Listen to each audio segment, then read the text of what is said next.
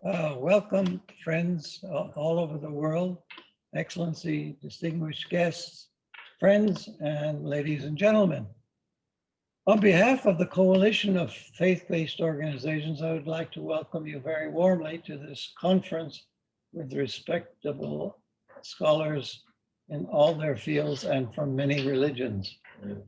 Briefly, I'm going to inform you about our organization. During the 28th session of the UN Commission on Crime Prevention and Criminal Justice, the Coalition of Faith-Based Organizations for Crime Prevention and Justice was established in May 2019 in Vienna with its headquarters in New York. Unprecedented support. I really was overwhelmed by the support for this initiative was extended through a wide spectrum of religious leaders, interfaith activists, and senior officials of the United Nations Office of Drugs and Crime.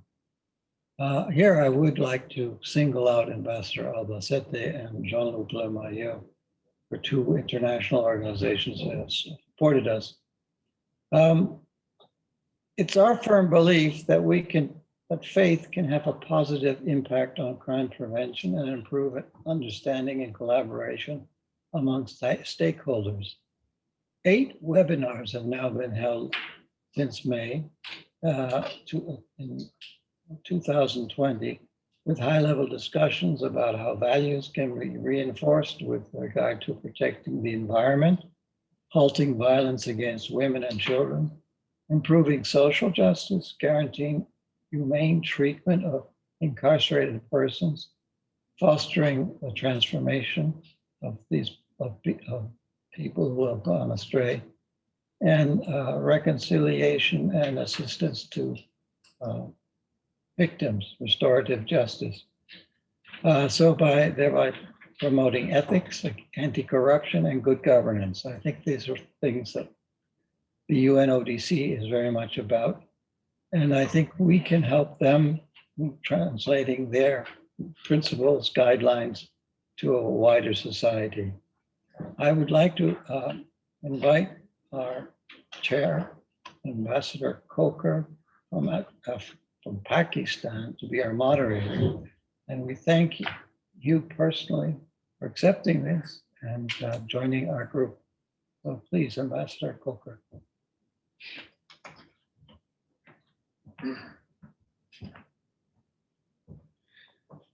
Good evening. First of all, it's a great honor and privilege for me to moderate this important discussion today. I must commend the host organization for taking this initiative and to organize this panel discussion as part of the sideline events of the 10th Conference of Parties on Transnational Organized Crimes. Very timely initiative, very relevant. Equally important is the relevance of this venue, this university, because of the contribution of Sigmund Freud in our knowledge, in our development. First of all, I would like to introduce our first speaker on the panel, which is Jean-Luc Lemahieu. He is Director of Division for Policy Analysis and Public Affairs at the United Nations Office for Drugs Control. A brief introduction: he is a postgraduate degree holder in international law. He started his career with the UN Industrial Development Organization, UNIDO, assigned to Republic of Korea. He has extensive field experience in various countries, including Afghanistan, Myanmar, Central Asian republics, and Caribbean. He will be speaking online. Over to you. Thank you very much, Ambassador, for your kind introduction. Excellencies, esteemed colleagues, many friends I see as well on the screen. It's always a pleasure to be with you here, and allow me to thank the organizers of today's high-level side event on the role of faith-based organizations in combating organized crime and corruption. Like that of other civil society actors, it is of utmost importance that faith-based organizations unite in this challenging time. Mobilizing the willing, and mobilizing the youth, making sure that we have the vulnerable in the center of our attention. It is an honor and opportunity to share a few remarks with you today in the margins of the 10th session of the Conference of Parties to the United Nations Convention Against Transnational Organized Crime, which I will call and refer to as UNTOC. The UNTOC is only 20 years young and even more in demand today than it was at its inception in November 2000.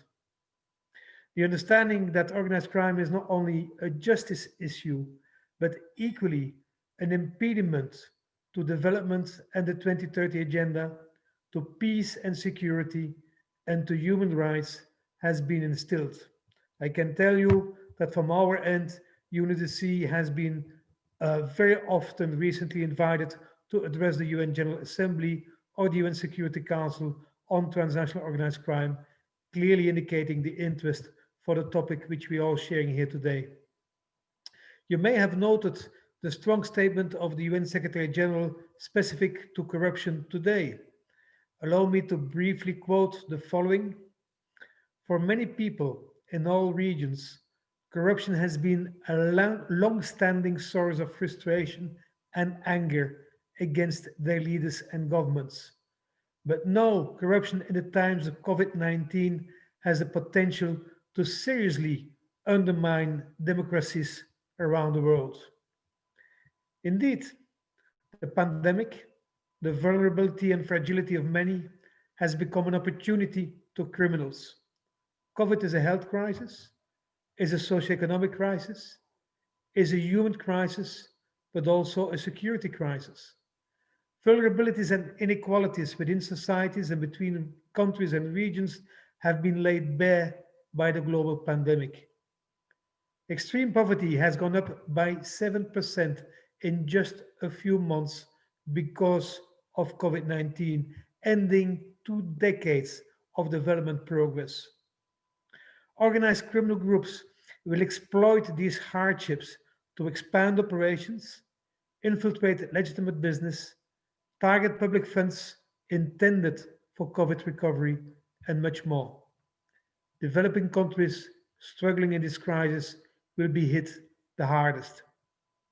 High demand and low supply present opportunities to organize criminal groups, while gaps in regulatory frameworks and corruption help to ensure that their crimes remain low risk and high profit activities. Criminals have already taken advantage of the COVID crisis and the recovery efforts through cyber attacks on health infrastructure, as well as the manufacture and trafficking of falsified medical products. An international operation coordinated by Interpol recently resulted in the seizures of more than 4 million potentially dangerous pharmaceuticals worth more than $14 million, disrupting the activities of 37 organized criminal groups. More than 34,000 unlicensed or fake products were being sold across some 2,000 websites, including falsified masks, substandard hand sanitizers, products built as corona spray and coronavirus packages, and unauthorized antivirals. Organized criminal groups are expected to traffic falsified vaccines once a viable vaccine for the virus is developed, posing a direct and lethal threat to public health. A world made poorer and more fragile by the pandemic will offer still more opportunities for criminals to exploit and abuse. ILO estimates total working hour losses in the second quarter of 2020 at 495 million full-time equivalent jobs, and the organization has revised downward projections for the second half of the year. The decline in employment numbers has generally been greater for women than for men. Almost 77% of the world's young workers were in informal jobs without any social protection when the crisis began. Furthermore, the World Bank shows that close to 7 million students could drop out of school due to the income shock of the pandemic. Our countries face a prolonged economic downturn, which will put further pressure on limited public resources and on people's ability to cope and to survive, further heightening vulnerabilities to human trafficking, to migrant smuggling, to radicalization, to violent extremism, and to criminal recruitment. Indeed, competition for scarce resources in highly stressed areas is likely to increase, and public discontent with local and national governments is likely to grow, feeding into the anti government narrative used by criminal groups and sometimes terrorists also to radicalize and recruit. Protecting people through the COVID response, recovery, and beyond requires government to address root causes of exclusion and inequalities and to increase social protection for marginalized and at risk groups. Safeguarding health, security, and development also requires strengthening cross border criminal justice responses to the threats posed by organized crime, drugs, terrorism, and corruption. And to address all this, these multidimensional transnational challenges, we need to have integrated responses, making the most efficient and effective use of all the tools we have available to us, with a particular focus on assistance to the most vulnerable among us. COVID has made it all too clear that none of us is safe until we all are safe. This is also the terrible lesson we have learned from terrorist attacks and from the devastation caused by drug trafficking and other forms of organized crime. To prevent and stop such shared threats, we need shared action based on shared responsibility and building on shared commitments. Now more than ever, the international community needs to strengthen cooperation to respond to these unique and unprecedented challenges through multilateralism. As the Charter of the United Nations points the way to defend universal values and recognize people's common future, multilateralism points the way to strengthen the commitment to achieve the Sustainable Development Goals and building a world that is safer and more just for present and future generations.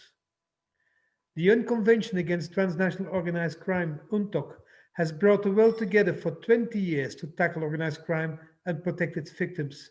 With 190 parties, it provides a tried and tested near universal framework that can support effective criminal justice responses to criminal exploitation in the COVID-19 crisis. UNODC strives to support a multi-stakeholder engagement, not only on the UN TOC, but also within its upcoming review mechanism, including its foreseen constructive dialogues. Next to the procedural involvement within the UNTOC review mechanism, the added value of the faith-based organizations in delivering humanitarian aid, reaching out to the vulnerable, assisting refugees, maintaining schools and hospitals, and advocating for peace, tolerance, and human rights are in the current era more in demand than ever. It is in this context that I warmly welcome the many webinars held this year under the auspices of the Coalition of the Faith-Based Organizations, highlighting various issues of interventions between faith-based communities, academia, on the nexus of crime prevention and criminal justice. We in UNODC look forward to continue our collaboration and joint efforts with you, the faith-based organizations, to achieve the Sustainable Development Goals and for building a safer world together, this time in the framework of indeed the UN TOC 20 years. Thank you very much for listening to me, and over to you back again. Thank you. Thank you, Jean. It was very kind of you, and you especially touched upon the issue of integrated response and multilateralism. that is where we'll come back to you and seek your guidance how to achieve that. So next speaker is Dr. Venerable Sobhita. He is the founder and principal of International Buddhist Education Centers in Myanmar, Nepal, and the Netherlands. He is also the founder and pro-rector of Sitagu Buddhist University. He will be speaking online. So I'll just remind to the speakers that the time limit is 7 minutes. So please, I'll expect that we'll follow that. Thank you. Thank you, Your Excellencies. Greeted from the Myanmar, midnight, from the afternoon from the US also. First of all, I would like to test to the coalitions of the faith-based organization for the crime prevention and the justice for the inviting me to participate as a panelist in this special conference. I want to tell my loving kindness to all the representatives from the Buddhism, Christianism, Islam, Judaism, as well as some high-level United Nations officials.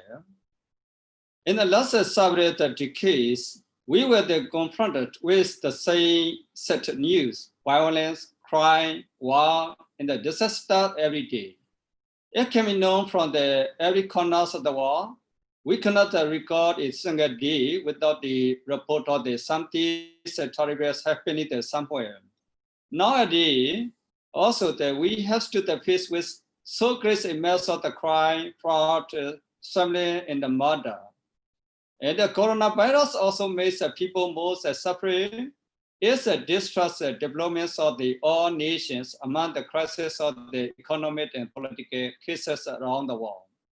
It will be suitable to say this. No form of the generation has to experience so much a terrible process as we face today.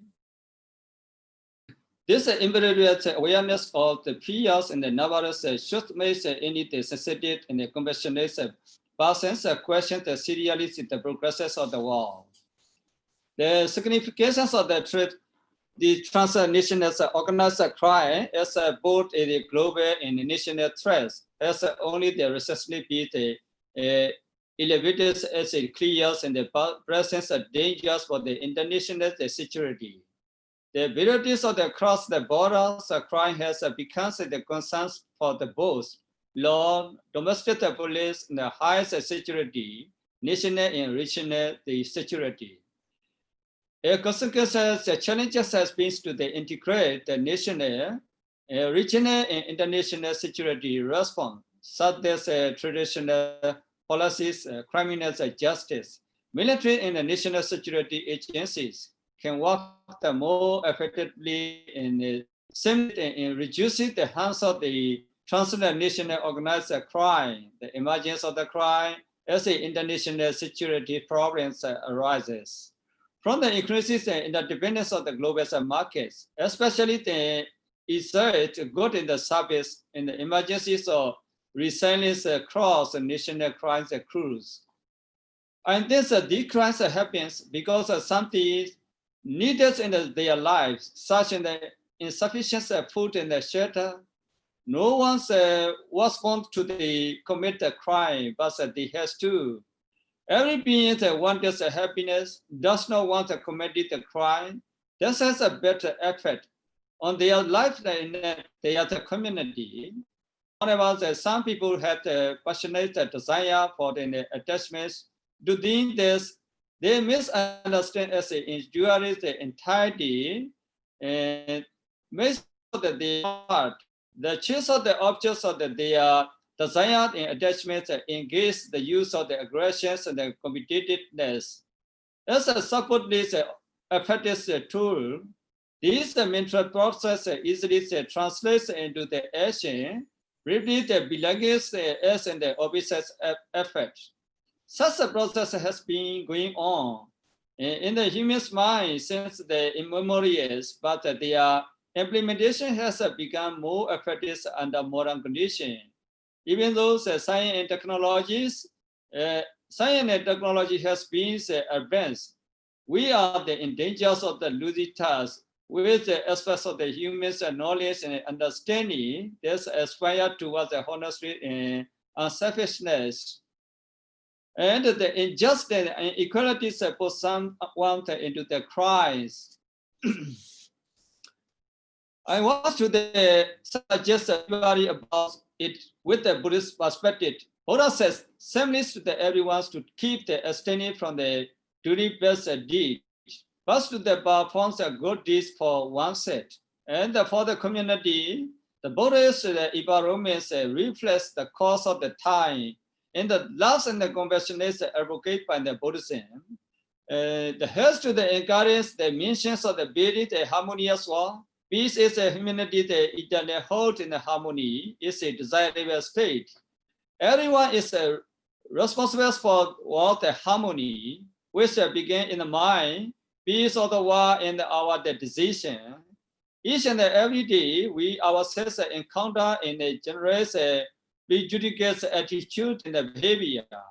If we are the ultimate peace to the service at all on this earth, that is our mutual home. We must learn to appreciate in the two values, each other as a human being, and thus to live together in peace. When it generates the summits of the nation state wasn't the idea, this process cannot be the beginning unless we have discerned our own individual heart. If one good assembly that decides to become peaceful, gentle, and compassionate in all their communication with other beings in with the world, then we should all enjoy the cultures of the peace. To achieve such a culture is not easy. To do require efforts, resource, patience, teamwork, and the perform. The criminal who has perpetrated this act of the terrorism must certainly be brought to the justice. Terrorism cannot be allowed to continue. We must condemn the crime, but not left our angers escalate into the unreasonable aggressions, discrimination, and even most violent in the world. We must get to the roots of this, not just punish individuals. Our talk and the discussion must be the truth in our Pali language. Every time that we must be talking about the truth, must be the honest, must be the harmonious, must be the polite, must be the beneficial and acceptable in all.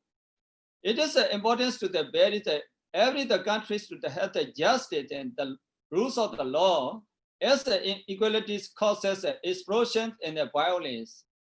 In incitements to the violence, there's targets community or individual based on their identity can contribute to the evaluation of the preparing the atrocities of crime, genocide, war crimes, and the crimes against the humanity. And it's for the warming sign, only the indicators of the risk of those crimes.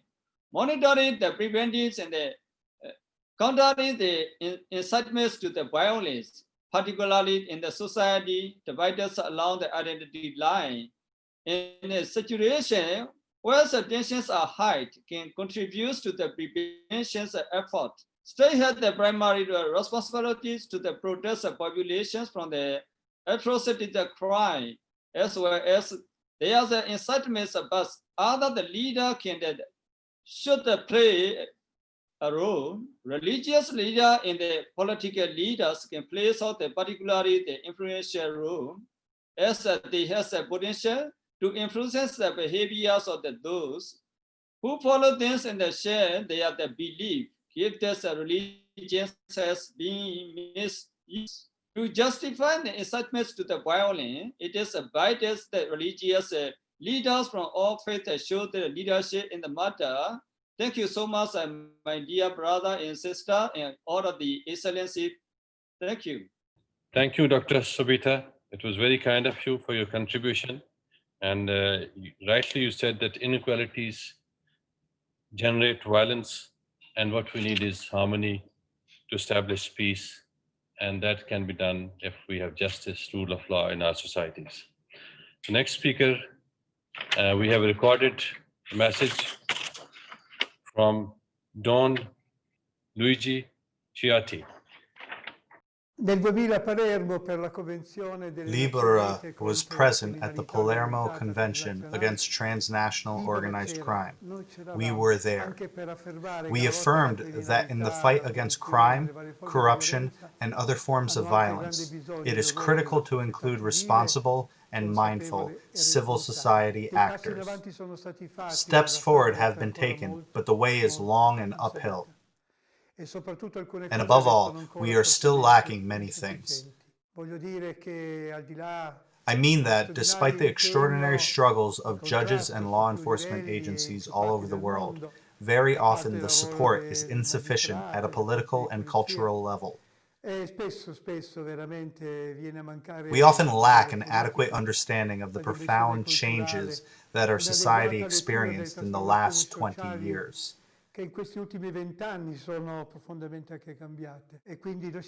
Hence, now more than ever, it is essential that we question ourselves, shift paradigms, and flip our perspective on the matter.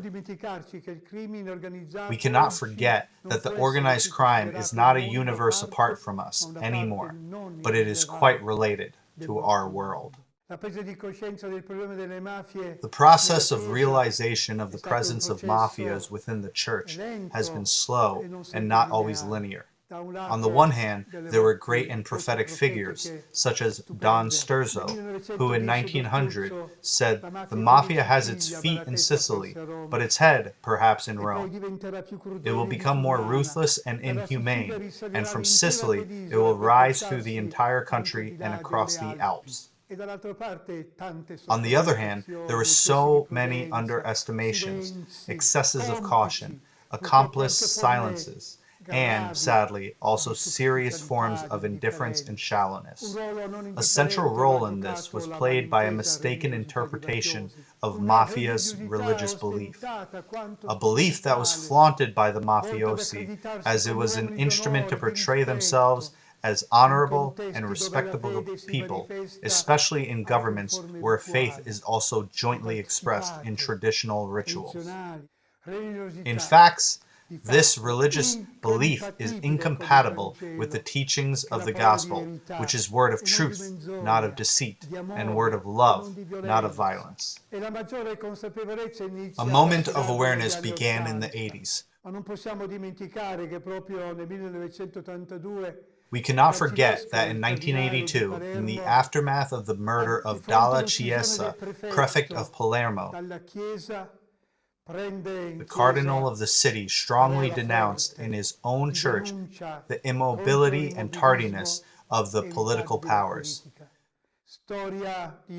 This seems past history, but it is still happening today in many parts of the world. We cannot forget what John Paul II said on May 9, 1993, in the Valley of the Temples, in Sicily, where we suddenly urged the mafiosi to convert and change, and at the same time encouraged the people of Sicily, calling them a life-loving people oppressed by a civilization of death. A clear and firm condemnation of mafia's violences and crimes. The response: on July 27, 1993, bombs were detonated in 2 churches in Rome. Later on, 2 priests, witnesses of the gospel, were horribly murdered. In September, Don Pino Puglisi in Palermo, and on March 19th, Don Pepe Diana, killed in Casal dei Principi by the Camorra. The mafiosi spoke about the interference of the church. Finally, the church goes out of its places of worship to create a connection between heaven and earth, between spiritual dimension and social commitment, between Jesus' words and the administration of justice on this earth already, right here, down here.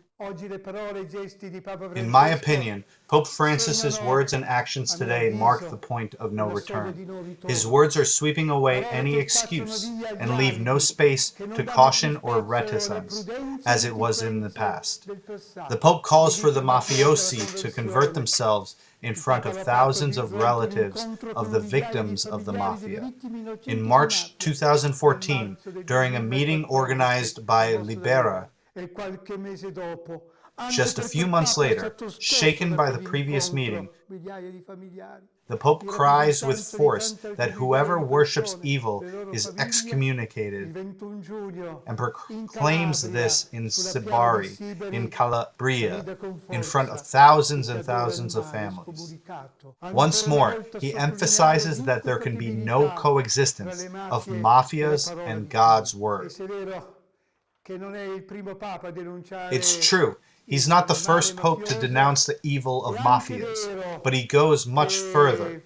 He understood that two are the factors that give power to the mafias.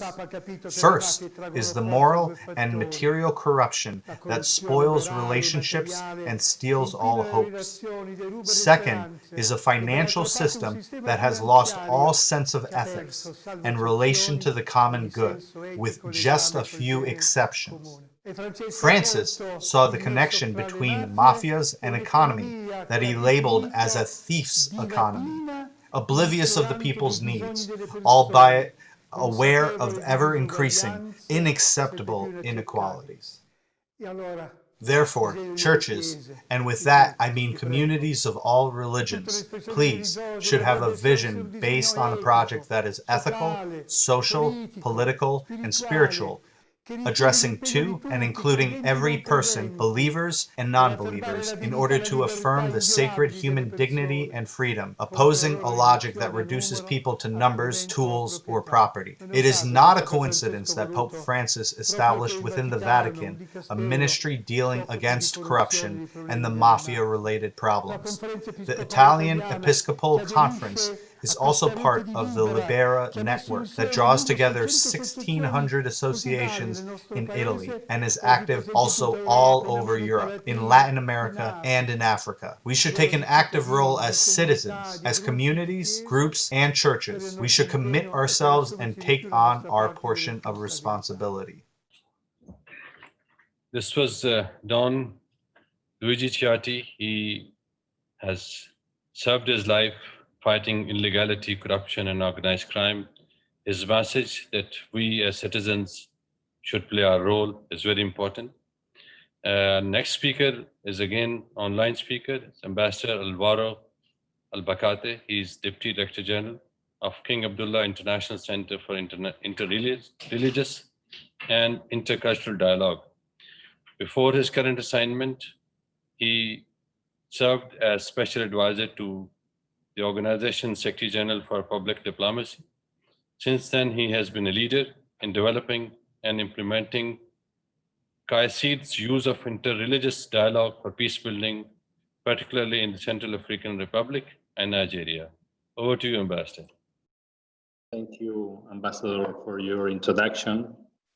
And first of all, allow me to acknowledge the work of the Coalition of Faith-Based Organization, our friend Michael Plaza and Thomas Walsh, and also the UN Office on Drugs and Crimes, led by the work of Jean-Luc Lemahieu over the last years. CAICID, as member of the coalition, has been involved in different webinars dealing with ethics, environment, social justice, prevention of violence, stopping violence against women, and human treatment of offenders and their successful reintegration into society. So in some way, the webinar today is the last of a series that we initiated some 1.5 years ago. But it doesn't mean that it will be our last initiative, the last one where CAICID is involved. On the contrary, I just want to commit myself and to commit CAICID by saying that we look forward to continue collaborating with you, with the Coalition of Faith-Based Organization, but also with our partner, the UN Office on Drugs and Crime, on areas connected to crimes and drugs from the perspective of religious organizations or faith-based organizations, also considering the aspect of the angle of sheltering victims. So CAICID is there, is here today, and is looking forward to continue working with you in future. As for the topic today, I have decided to focus on corruption as a serious threat to that idea of social cohesion and common citizenship. Because on one side, corruption exacerbates poverty where poverty exists. Also, corruption erodes social contract, for it erodes trust in social and political structures, and it harms the understanding of solidarity as it perpetuates a sense of every person for himself or herself. All those ideas explain the reasons why our programs dealing with social cohesion and common citizenship also refer to the combat against corruption. For me, that connection between social cohesion and corruption is very clear, let's say very eloquent in times of pandemic, where limited resources have to be used in a very efficient way, and the lack of transparency or the use of resources in a partisan way, let's say not based on equality, will affect mostly the vulnerable, but also because it spoils the very value of solidarity regardless the political or religious affiliation. Therefore, with corruption, there is a shift from common citizenship approach to partisan groups. So there is a discrimination of certain groups, and let's say there is a bad use of the resources, and not to be appropriated by certain person, but to be used or to be spent in favor of certain groups by discriminating others. Now, the question is how religious actors can play a role to combat corruption. The first answer to that question for me is very obvious. The religious actors remain as a strong moral voice for many people. It is true that it depends on countries, on regions of the world, but also we shouldn't forget the fact or the figures that we have learned from the very famous report from Pew Research Institute that indicates that 80%, at least 80% of the population of the world feels that religion is something very important in their life, and therefore they are open to receive religious messages from religious actors. So that idea of the strong moral voices from religious actors still remain as very important aspect in our societies, and that is what the Pew Research Institute highlights in the report. The second is that those moral voices advocates for moral values such as integrity, honesty, and decency. But not only that, the moral voices also advocate for legal framework based on those values. So they advocate for the rule of law based on those moral values as a way to combat corruption. In a way, they are claiming to have a legal framework that recognizes those moral values that they defend. So we have the values on one side, but also we have the religious actor advocating for rules, clear rules, legal rules, based on the moral values. And that is the second way that religious actors, the religious actor combat corruption. And the third, which is probably the most important one, is the work of religious actors, let's say, their own example. Let's think for example, of the fact that in many parts of the world, religious actors are involved in delivering aid to people in need. It means that they are able to use huge amount of money and to deliver certain services with the use of that money. First, they have their own guidelines or code of conduct to avoid corruption. And those rules are based on their moral commitments. So their example can be framed in the guidelines that they apply to themselves in the use of resources. That's a very clear way that religious leaders act against, or religious actors act against corruption. And the second is the way that they apply their rules. And And from my point of view, it is clear that the implementation of rules from religious leaders should avoid, in any case, any kind of discrimination based on religious beliefs, based on political affiliation, based on ethnical groups, and so on and so forth.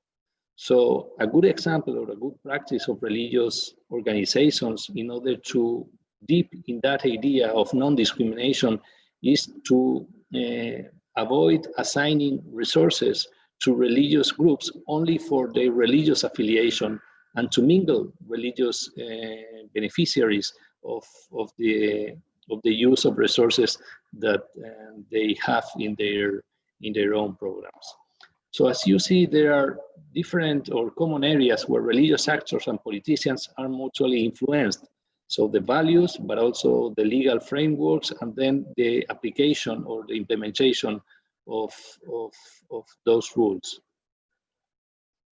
In CAICID, as an intergovernmental organization, we have the mandate to promote interreligious and intercultural dialogue. So we have the mandate to work in the area of social cohesion and common citizenship, along with our partners, such as the UN Office on Drugs and Crimes, but also the UN Alliance of Civilization and the UN Office on Genocide Prevention and Responsibility to Protect. With those two organizations, with the UN Alliance and the UN Office on Genocide Prevention, CAICID has been largely involved in the definition of 3 UN action plans. The one preventing incitement to violence, the one preventing hate speech, and the one protecting religious sites.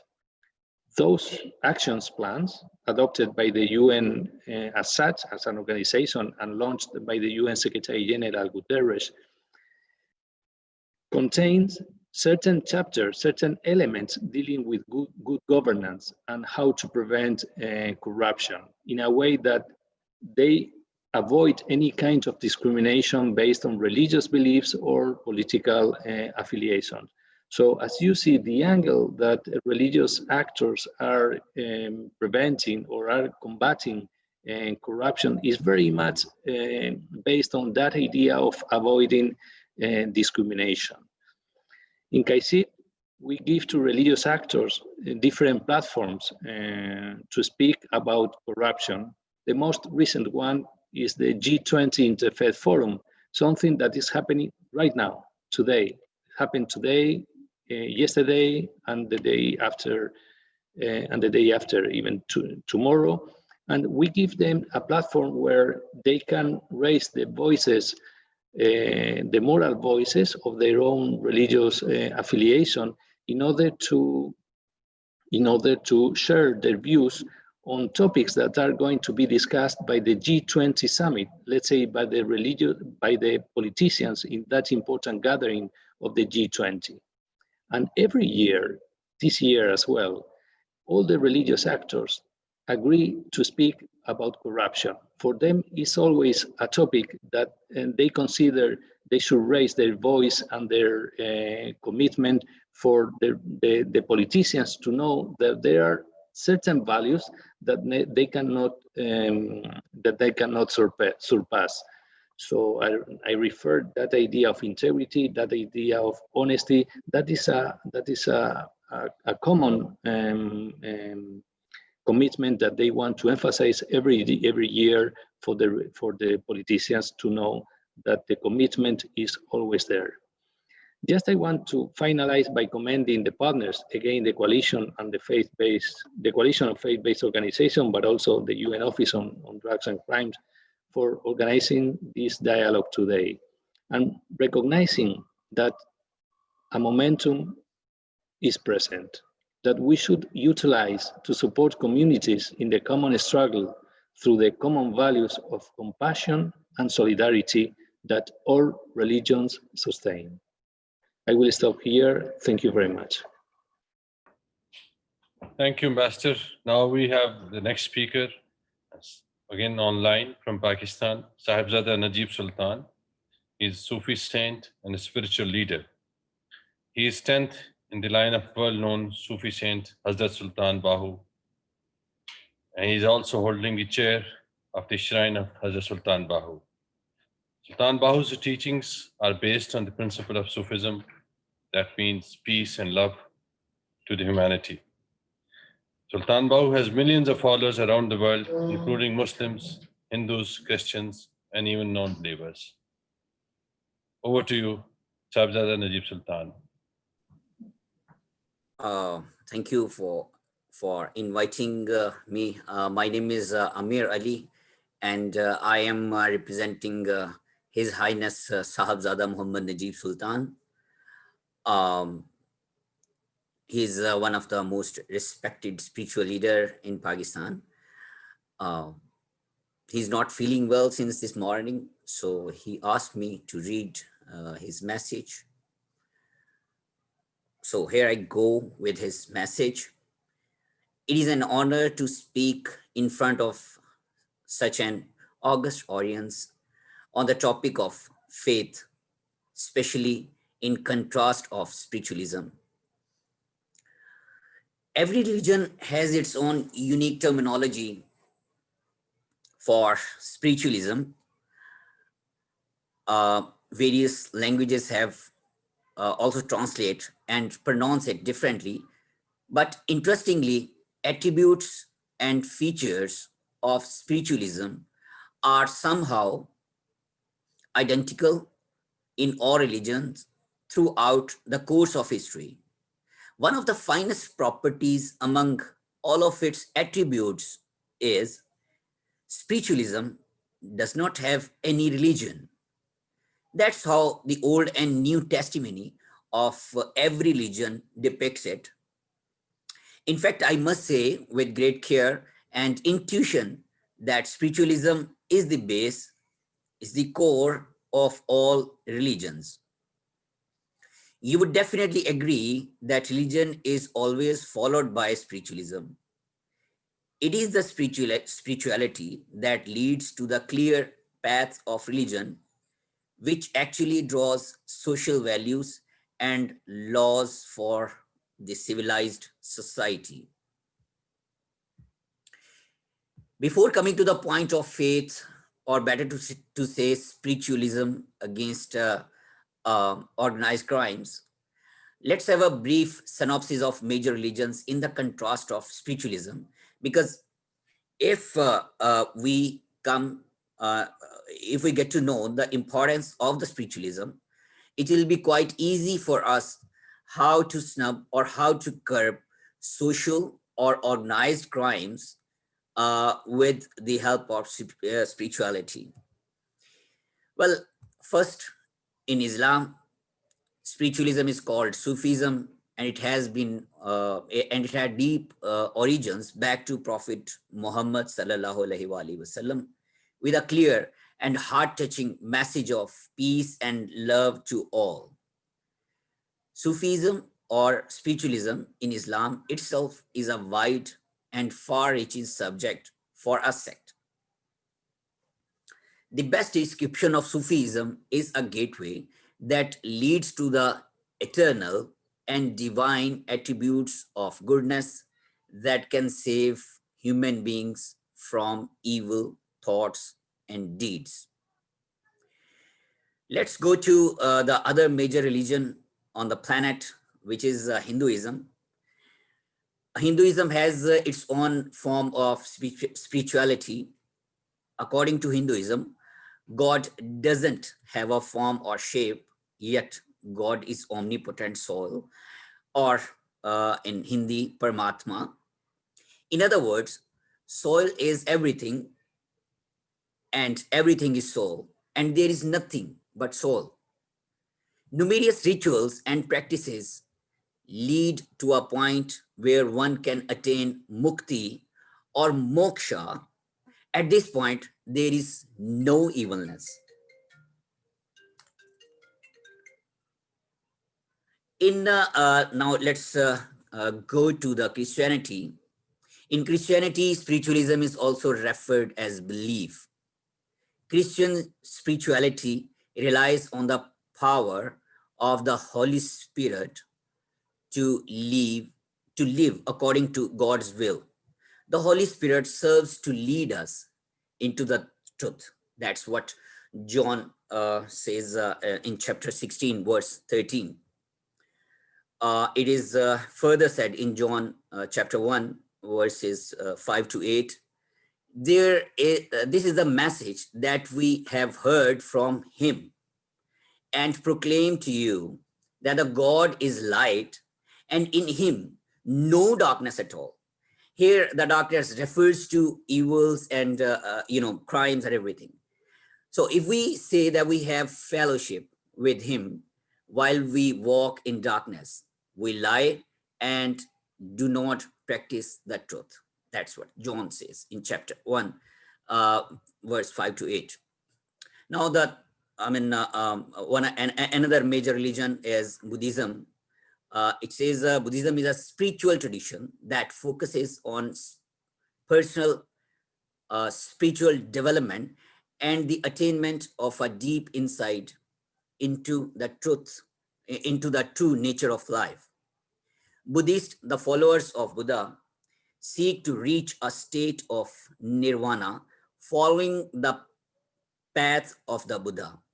According to the Buddhist beliefs, Buddhism is the path to enlightenment, is attained by utilizing morality, meditation, and wisdom. Buddhists often meditate because they believe it helps awaken the truth. Some scholars also recognize Buddhism as a way of life or a spiritual tradition. Now, referring to all three religions in contrast of spirituality, you see all four religions somehow reach one point that if you enlighten your inner self with spirituality, only then you can attain the highest peak of enlightenment. Once the enlightenment is reached, there is no darkness, no evilness, only the glory of goodness. And this is the path of God.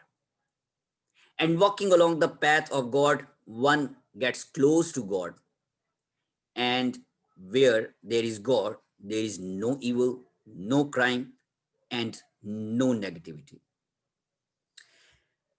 The purpose of all this background was to make a point that the spirituality is the answer to all social evils and organized crimes. History has witnessed that since 13th century to all through late 18th century, spirituality has ruled over the world, resulting less crime and far less social evils.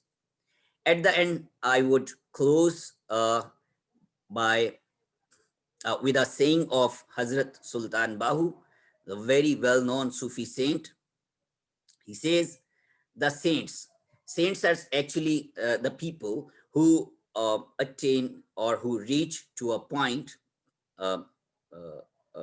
through the path of spirituality.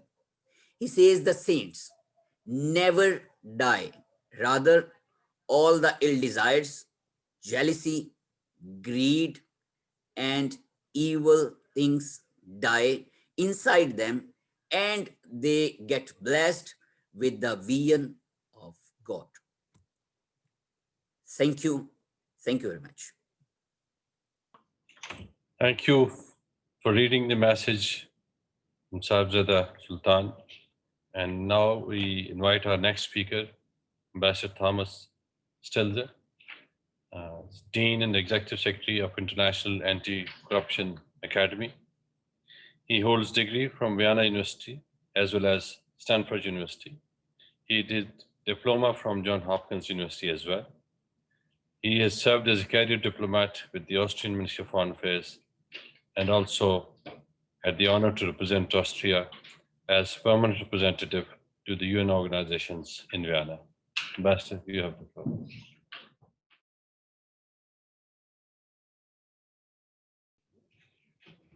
Well, thank you very much, Ambassador. As all the previous speakers, I will definitely abide by your time frame that you are suggesting. Thank you. Michael, thank you very much for inviting me to participate and contribute. Michael Platzer has been finding me constantly during the last 3 decades. Whenever there is a task to be to be given to somebody, and I always accept it because he does a lot of good things, and I love working with him. Today I was asked to work a little bit on how faith-based organization can contribute to the struggle against corruption. So let me be a little bit more practical. Much background on organized crime and corruption has been given to us. I would like to approach it from a more practical point of view. Long time ago, when I chaired my first crime commission in Vienna as Perm Rep, that crime commission adopted a resolution stating that corruption is a structural impediment to sustainable development. That stuck in my head, and it grew. You know, during the years, I became more and more aware of the truth of this statement. And 20 years later, it brought me back to this issue full time, to the struggle against corruption. In the meantime, the global situation has totally changed. You know, first, UNCAC was negotiated in Vienna, the United Nations Convention Against Corruption, adopted by consensus, and is still waiting to be implemented. A very important instrument, but very often, you know, in the United Nations context, it happens quite regularly that delegations come together, work very hard on achieving a result, but then they lack the energy and also dedication to implement this work. And very often, very useful conventions become dead wood. So about by 2007, I became quite frustrated. I was still in Vienna as PR, when I saw the slow progress of UNCAC implementation. Because I thought, you know, this instrument gives us a very practical framework to fight corruption on the basis of the rule of law. The 5 chapters, the 5 substantive aspects of the convention put together and implemented really give us a strong guideline. Criminalization of corruption, international cooperation, law enforcement, asset recovery, technical assistance, information sharing, all of these issues need to be implemented. But what do you do first? You know, you can only, you know, in the United Nations system, there's a big lack of accountability. How do we hold our decision makers accountable to do what they promised to do? And at one time seemed dedicated to do. So how do you do that? First, of course, the first step, and this is a very important power of the United Nations, advocacy. In the case of UNCAC, helping our constituents to understand why fighting corruption is in our shared interest. That's the first step. Unless we achieve that, no more progress. So how do we convince that? How do we make everybody aware that corruption is a cancer? It does destroy society. It has no positive aspects for nobody. Only short-term gains for some people, for some perpetrators, as long as we are not excluding impunity. So that's the first step. Help raising consciousness in which direction we go. And then, of course, we have the framework, the technical provisions, the legal provisions contained in the convention to be implemented. But how do you do that? You know, the convention itself suggests it to technical assistance. That's the second pillar of the United Nations. Advocacy, to make people aware what to do. Technical assistance, to help them to implement what they want to do. So implementation of UNCAC was very slow because very little technical assistance was provided. So in about 2007, I became very impatient. And I brought some of my friends together and said, what can we do to facilitate implementation of UNCAC? And we thought, first, we need a global program that galvanizes political will, forces us to conceptualize a strategy, break it up into programs and projects, price these projects, and do realistic steps to help to train our constituents in the meantime 187 member countries, so to help them gain the capacity to strengthen the national criminal systems, make them more resilient so that they can fight nationally corruption on the basis of the rule of law efficiently and excluding impunity. That's all there is. So, but somebody has to do it.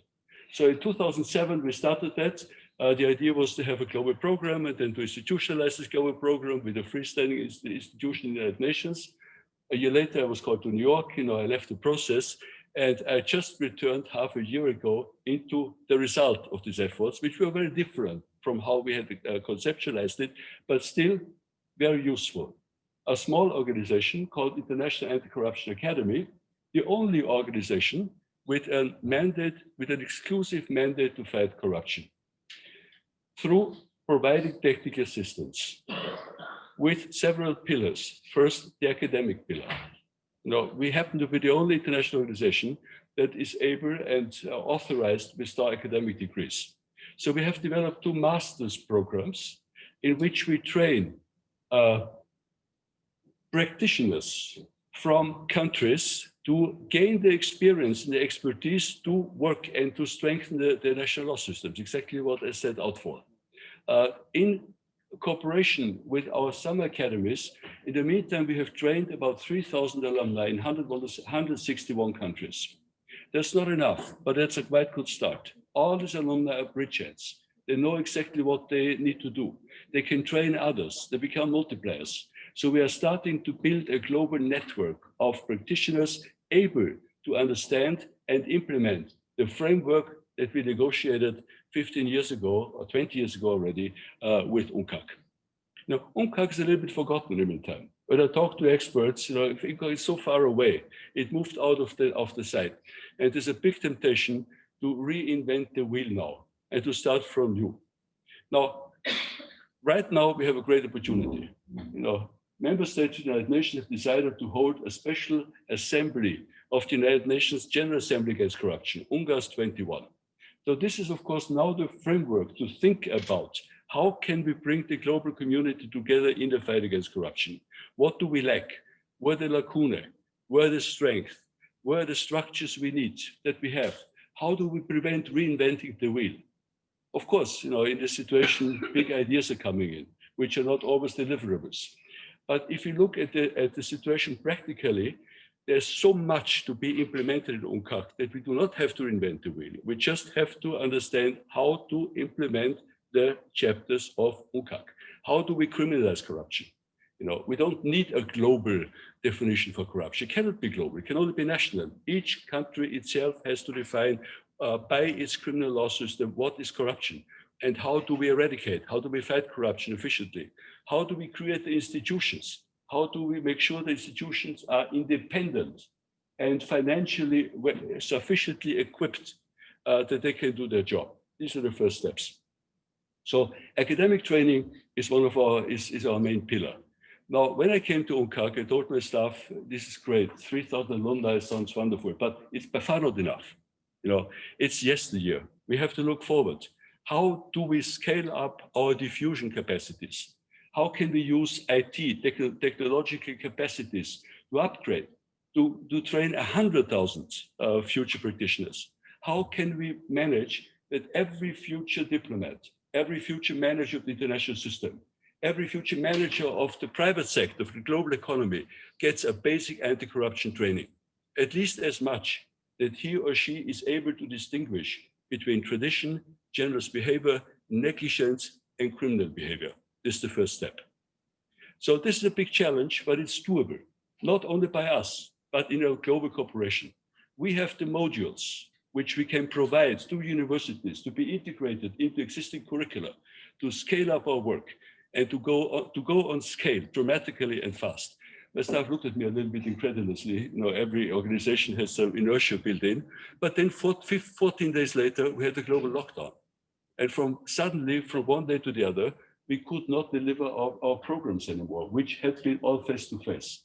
So we were challenged to translate 10 years of content, of expertise into an e-learning base.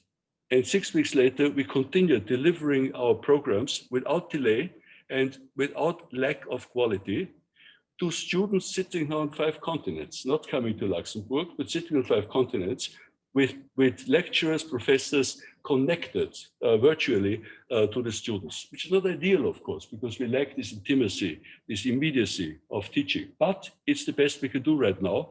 And this is how we can overcome the challenge of COVID. Our second pillar is the tailor-made programs. Here we work with countries, have been building them anti-corruption departments, with regional organizations, but also with companies, the private sector, which is very important and increasingly important in bringing all our constituents together. You know, I'm a big believer in multi-stakeholder initiatives and approaches. It's not enough. We are an intergovernmental organization, but it is not enough to leave it to governments. You know, governments need to be held accountable by long-term interests, which are rooted in the civil society, in NGOs, which go beyond the 4-year electoral cycles that politicians are normally tempted to limit themselves in. And of course, bringing in not only civil society, but academia, and of course, all the other powers in society, including the private sector. You know, this is very important, by the way, you know, because if you look, you know, in the interconnection, in this complementarity between UNCAC and also the Anti-Bribery Convention of the OPEC, which is much further in being implemented, and in which many countries strengthen their compliance requirements to a degree that companies only can do business in these countries if they comply with the standards. So there's a new need in companies to scale up the ethics standards, to strengthen their compliance capacities. For that, they need technical assistance providers who can do that. Where's the expertise to help global companies to strengthen compliance systems? So the third pillar, of course, is science. I'm a strong believer in evidence-based decision-making. And you draw this evidence-based from science, from research, to make it available. Now, there's a lot of research being done out in anti-corruption, which is not connected. It's free-floating. So we need to create a repository, an integrative platform, that in practical terms, everybody who wants to get to a response in the field of corruption can click him or herself through the homepage, our homepage, to the results. Very easy. At the same time, we need some limited own capacity to identify lacunae and to direct research, because that's a very important part to, again, to the advocacy work. Only if we manage to develop a narrative which explains the externalities of discussion, how much it hurts society and everybody, and how negative and destructive it is, will we make the step forward. My last point now, if you give me one more minute, times have really changed. You know, 20 years ago, we were pretty much out there, you know, as the first. There was this convention, UNCAC, but it was not rooted in the consciousness of the people. You know, corruption is old, it's as old as human beings. And corruption has been seen as a shadow on our societies, too big to fight, because we didn't have entry points, practical entry points to fight it. Suddenly we have them with the convention. In the meantime, something else has happened, the SDGs, the Sustainable Development Goals, which incorporated corruption as target 5 of SDG 16. Now, there is a growing understanding that in the United Nations effort to implement the SDGs, we have to tackle corruption. Because with these enormous amounts of money siphoned out of productive economies, which cannot be compensated for, neither by ODA, nor by direct investments, nor by remittances, all of which are dramatically decreasing in this time of crisis. To raise the money for implementation of the SDGs, we have to have some success in the fight against corruption.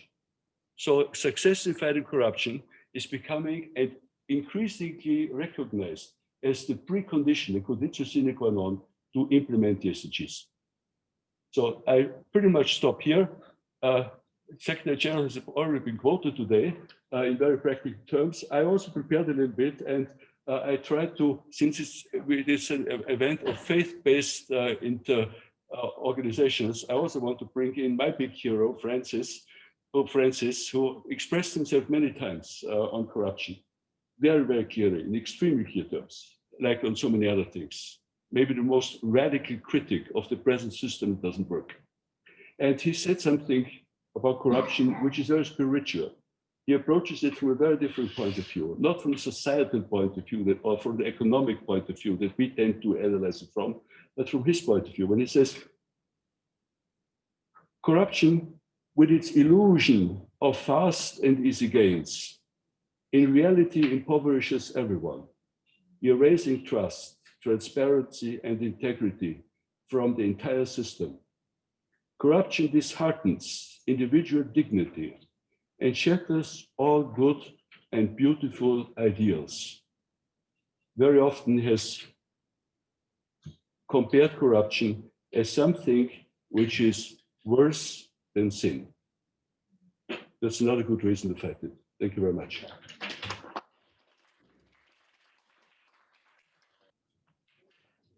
Thank you, Ambassador, for your very useful insight on the historical perspective of Convention on Against Corruption, the challenges and gaps, and the way forward. And one point you mentioned, advocacy. That is where the role of this organization, faith-based organization, can do that advocacy and help the international community to achieve the objective. Next speaker is Reverend Dorothy Hahn. She is a native German and a priest in the Convocation of Episcopal Churches in Europe. She is currently based in Vienna in her capacity as in charge of the Old Catholic Parish Christ Chapel. Madam. Good evening, and thank you, Mr. Ambassador, for your introduction. I was only notified a week ago about this event, so my preparation was rather short for this extinguished panel. But I'm very glad that I can be with you all, and I thank all the speakers that have been before me because of their insights in all of this. Coming from the Christian faith, the key for all faith-based organization is indeed that we are working together no matter what our specific faith is. We are global as faith organizations. As citizens of countries that we are living in, we need to be educated and grounded in our respective belief and to stand up and not be silent facing organized crime and corruption. And I thank Ambassador Albacete. Corruption is a serious threat to all our societies. That is indeed true. But we are, as faith-based organizations, in all the societies of the world, and we must not forget that. Deeper sensitivity is necessary for us to teach all our members to acknowledge corruption, because very often it is known but not seen. And this is the solidarity that we need to have between all the faith-based organizations. It is not for us, as Ambassador Stelzer said, to invent the wheel new, but to use what is existing, the structures, because they are sufficient if they are used sufficiently. This is something we need to follow up in the places where we are living, in the countries where we are living, so that the people there can start also to see where we, as faith-based organizations, come from, and that our goal is what has been said before, that our inners become light and not remain in the darkness.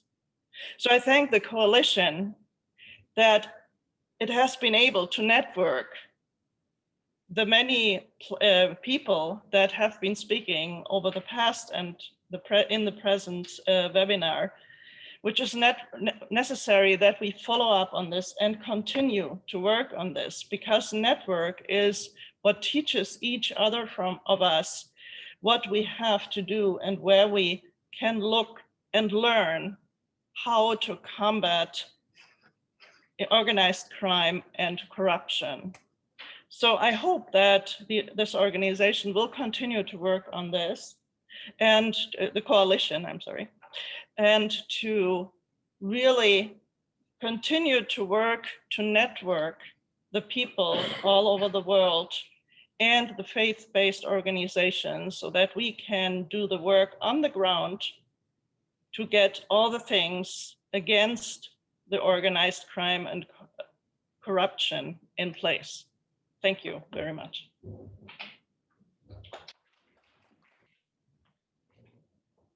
Thank you, Ms. Han. You have compensated for the time taken by other speakers. You were very correct, short, and direct to the issue.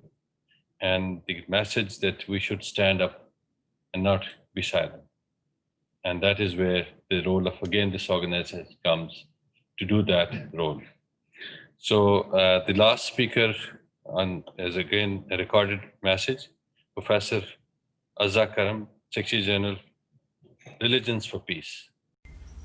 Good morning, good afternoon, good evening. Greetings of peace to one and all. My name is Azza Karam, and I am privileged and honored to be able to say a few words with you today. I only wish I could be with you. Thank you so much for the opportunity to give me, as the Secretary General of Religions for Peace, a few minutes to share with you the intense pride I have in the work of the Coalition of FBOs for Crime Prevention and Justice. I was approached by the leading members of this coalition at least 1 year ago, if not more, when I was still working at the United Nations Population Fund, coordinating a UN interagency task force on religion and development.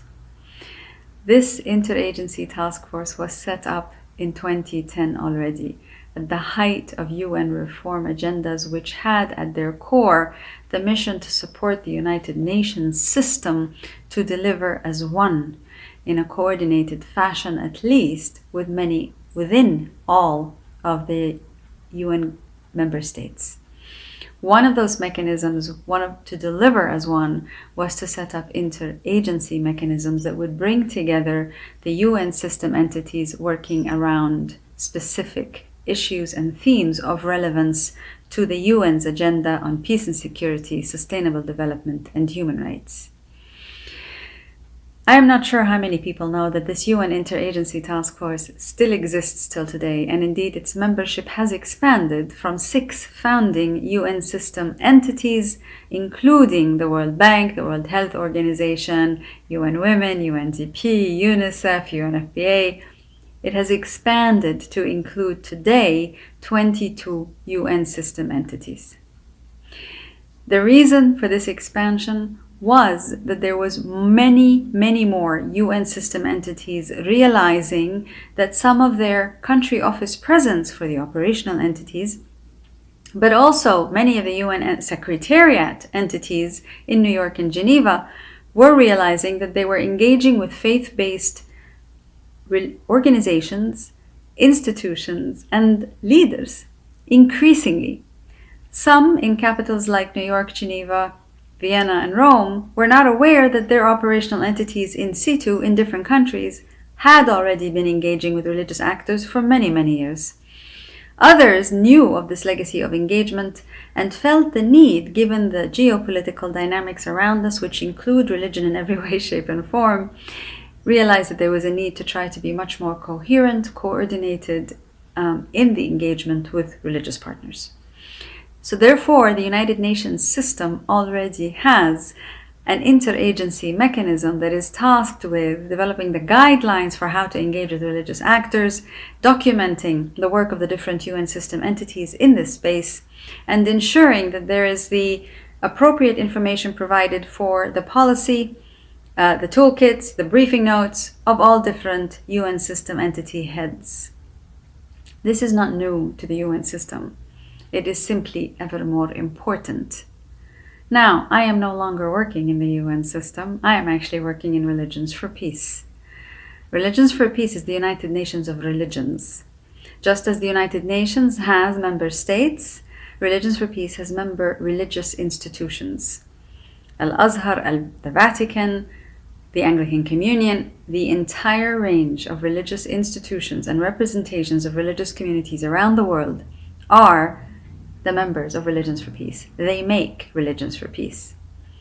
As such, there is a very clear role that not only does the United Nations system, no matter what it is committing to in its 3 pillars, peace and security, human rights, and sustainable development. Not only does the United Nations need a proactive, critical, and also extraordinarily well-targeted, well-thought-through, and well-coordinated engagement with different religious actors on its systemic agendas, but religious actors themselves also need to be better coordinated and better consolidated in their own understandings and findings and in their own commitment to the realization of human rights and to the observance, to supporting the observance of member states to international human rights law and international human rights, humanitarian laws, and all international conventions.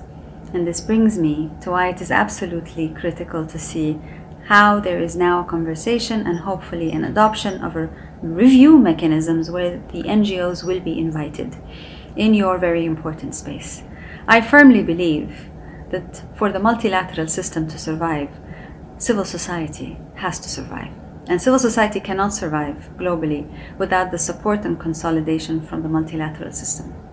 But conversely, the multilateral system cannot do without a very engaged civil society. The truth of the matter is that religious actors in all their diversities and hues are part of civil society. And so therefore there is no point in recognizing only the secular elements of any civic infrastructure, but it is critical that such a recognition of civil society take into account the role of religious actors and institutions, particularly those who have a long track record of engaging already with United Nations system entities and member states in serving the agendas of international human rights law, praxis, and certainly observance. It is with these thoughts that I sincerely hope you will take the critical role that religious actors play in this space. I ask this of the UN system and of member states, but I also, quite frankly, need to make a commensurate ask to all the religious communities who are coming together to serve this UN space on crime prevention and justice. And that ask that I make is not really an ask, it's an imperative. We have no choice today as religious actors of diverse hues from all over the world. We have no choice but to work collaboratively. The day that we each decide to work on our own within our own institutions and communities and to serve our own institutions and communities is the day we serve not social cohesion but social disintegration. When we work strongly together as different religious actors, multi-religious actors, and we collaborate with one another, we also set an example for member states and for the multilateral system itself. Frankly, if we each decide as religious institutions to do our own work independent of one another, we may well find out that corruption, which is endemic within religious institutions as well as without, that crime in which religious institutions and actors also partake, will not be addressed properly. So let us as religious institutions and actors present an example for collaboration and for transparency in conduct and in partnership. I wish you all the best in this very important moment. Thank you for the message. Let me share that Pakistan's perspective on organized crimes, and this is what we conveyed in this meeting, conference of parties in the current week. These crimes pose serious challenges to international community as they undermine rule of law, threaten peace and stability, violate human rights, and impede sustainable development in varying degrees in different countries. The role of religion or religious-based organizations. Fundamentally speaking, no religion is against crime, but we have seen individuals and political leaders have used religion to promote and propagate hatred against other religions, which has led to organized crime. And we have seen this manifestation in different parts of the world, including South Asia. I was reading research material on exactly what role faith-based organizations can play in crime prevention and justice. So I saw a study titled Occasional Papers done by Herzl Institute in 1999. And they identified that relation between religion and crime falls into three categories. First category focuses on individual beliefs and practices and their relationships to involvement in deviance and crime. The second category is based on ecological studies that consider whether religious practices at the community level influences levels of crime. These studies asked whether relatively more religious communities, in contrast to secular communities, have less crime. And the third category involves research on the effect of faith-based programs and their effectiveness to reduce crime and deviance. That is a question we need to understand. So now I invite Dr. Thomas Walsh, co-chair of the coalition, to deliver the final statement. Because of the shortage of time, we will not go into question answers. Dr. Thomas Walsh, over to you. Well, thank you very much, Ambassador Khokher. And I just have to salute Michael Platzer, my co-chair, and this very, very high-level distinguished panel from Jean-Luc Lemahieu from UNODC and Ambassador Albacete from CASED, both of whom were very gracious in supporting the work of the coalition. And indeed, we are very appreciative of the opportunity to collaborate and are committed to ongoing collaboration. Thank you, Azakaram, for coming in midst of your busy schedule with Religions for Peace. We had our Sufi representative from Pakistan, and we had Venerable Sobhita and a number of speakers. So a very high level program that the coalition is proud to have played a part in pulling together. I just want to say that we're moving forward. We've finished a series of what is now 10 webinars in a series. Our ongoing work will include continued side meetings at major programs of UNODC or societies of criminology around the world. We will venture into publications, including a publication that emerges out of this series of webinars. We interestingly have a project that we are working on with one of our steering committee members that will take us to Pakistan in the future for an interfaith discussion there. We will continue our focused working groups that include working groups on restorative justice, on social justice, on prevention of violence, of environmental justice, and several other areas. So please stay in touch. Our website is coalitionfbo.org, coalitionfbo.org. Our email is coalitionfbo@gmail.com. We'd love to hear from you. We'd like you to get involved. We thank you for joining us today.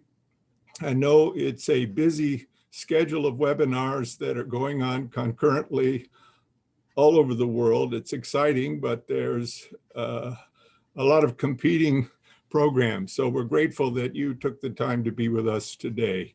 And again, thank you, Dr. Platzer, for really doing the heavy lifting of pulling this really stellar program together. And we look forward to our ongoing work together in mutual respect and appreciative collaboration. Thank you very much.